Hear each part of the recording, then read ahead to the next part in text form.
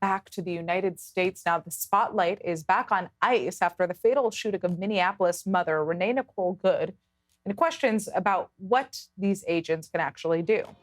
Under Trump's second term, ICE has ballooned from 10,000 to 22,000 officers tasked with enforcing mass deportations and national security priorities. These agents can arrest and detain suspected undocumented immigrants, even use deadly force in limited circumstances, but recent incidents, including Good's death, have sparked protests and legal battles around the country. Recruitment has been ramped up like never before, with aggressive campaigns targeting Americans, offering big sign-on bonuses, and cutting training in half. Critics say that raises concerns about experience, use of force, and whether ideology is influencing who's ultimately joining ICE. And joining us now is Michael Wilds. He's an immigration lawyer and managing partner at Wilds and Weinberg. So to begin, how much power do ICE agents actually have when it comes to arresting and using force against immigrants, and can that extend to U.S. citizens? Thank you so much for hosting me.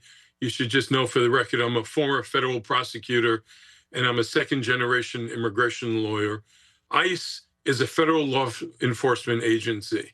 The fact is, right now, they appear to be unhinged, slipping support in the public sphere, war zone type tensions are escalating when they, like other law enforcement agencies, should be de-escalating and going after real criminals. In this case, ICE, whose mandate it is to protect Americans, we're seeing that the statistics are close to about 70% of all ICE detainees are free of any kind of criminal responsibility. And that's a real problem right now, as the justification for the kind of aggressiveness seems to be either reckless or, at the very least, very intimidating. How are ICE agents recruited under this Trump administration drive, and what are the concerns about training and ideological influence? In our office, we had a lawyer that left our office and went actually to ICE. There are all kinds of sign-on bonuses, and they're very aggressive. They funded themselves to an exponential where it seems that they have unlimited resources. They have this Operation Metro Surge, where they're going in. Now, their justification for this kind of conduct has been that they're paid agitators. This is political. People are obstructing. This is immigration law enforcement. It's a federal matter, and we're immune from the general entanglements.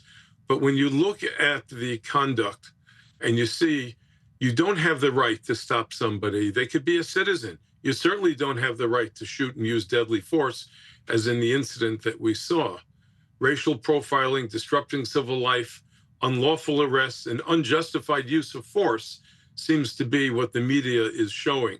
It's also diverting local resources from police in derogation of the 10th Amendment.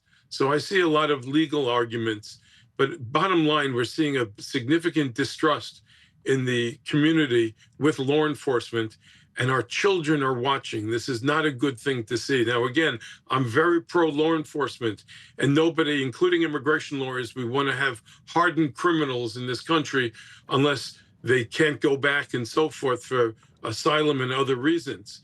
But this has to be done more judiciously, and it's not the way America handles its dirty work.